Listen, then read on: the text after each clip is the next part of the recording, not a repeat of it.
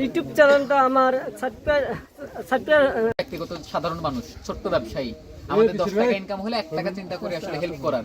আর জনপ্রতিনিধিরা তো আসলে হেল্প করার জন্য একটা বাজেট পাই। তারা ইনশাল্লাহ আপনাকে দেখবে, কারণ আপনি তো 2 দিন হলেন ভাইরাল হওয়া, আর ওনাদের তো কাজ, মিটিং, মিছিল সবকিছু থাকেই।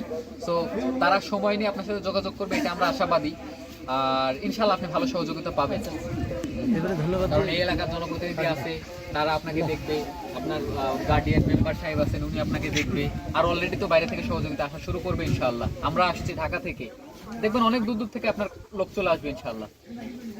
আমি আশা করি নতুন সরকার, নতুন এমপি যদি আমাদের এখানে রাস্তাঘাট করে দেয়, আসলে সুন্দর লাগবে আর কি।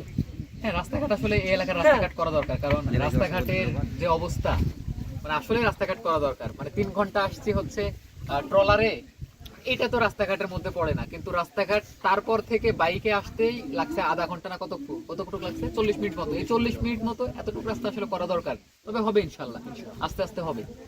আসলে দেখেন শহরে কিন্তু অনেক আইটেমের গাড়ি চলে, 4 চাকার গাড়ি চলে, অনেক পুরো গাড়ি চলে, 3 চাকা 2 চাকার গাড়ি চলে।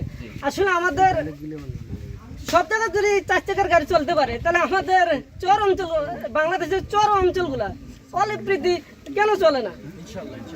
আপনাদের এখানেও চলবে, তবে আপনাদের প্রথম যেই মানে মান উন্নয়নের মানে জায়গাটা, সেই জায়গায় হচ্ছে আপনাদের 3 বেলা খাওয়া পড়া করে আগে বেঁচে থাকা এবং শিক্ষার মান উন্নয়ন করা।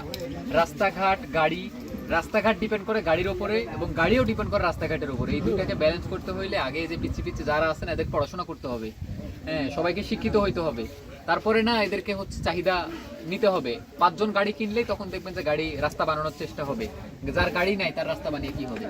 তো আগে শিক্ষিত হইতে হবে, তোমরা সবাই পড়াশোনা করো, শিক্ষিত হও, তারপরে না আস্তে আস্তে তোমাদের এমপি মন্ত্রীরা করে দিবে, ঠিক আছে? আচ্ছা, আলী ভাইকে অনেক অনেক ধন্যবাদ। আমি মনে কি রাস্তা আছে গাড়ি নাই, গাড়ি আছে রাস্তা নাই। Thank you so much. সবাই ভালো থাকবেন। নাগেশ্বরের মানে এটা তো নারায়ণপুর না, তো নারায়ণপুরের সবাই ভালো থাকবেন।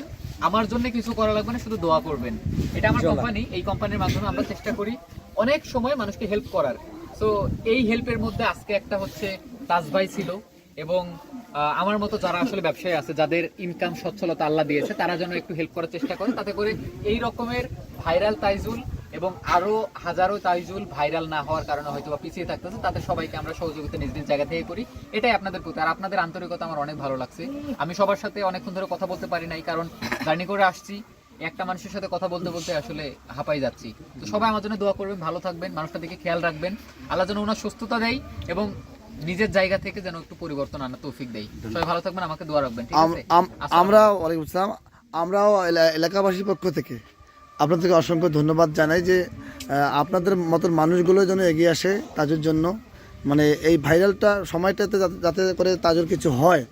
আপনি আসছেন, আপনার প্রতি অনুরোধ রইল যে আপনার মতো আরও যারা ব্যবসায়ী আছে মানবিক, যদি কেউ আসতে চায়, হ্যাঁ, আপনি একটু সুযোগ করে দেবেন যে এই সময়ের মধ্যে যেন আমাদের তাজও যাতে কিছু হয় আর কি। আমাদের সার্কেলে অনেক বড় বড় ব্যবসায়ী আছে, আমি তো মাত্র জাস্ট শুনে তাদেরকে ইনফর্ম না করে নিজেই চলে আসি। হ্যাঁ, যাই হোক, আপনি এই ব্যাপার নিয়ে কাজ করবো ইনশাআল্লাহ।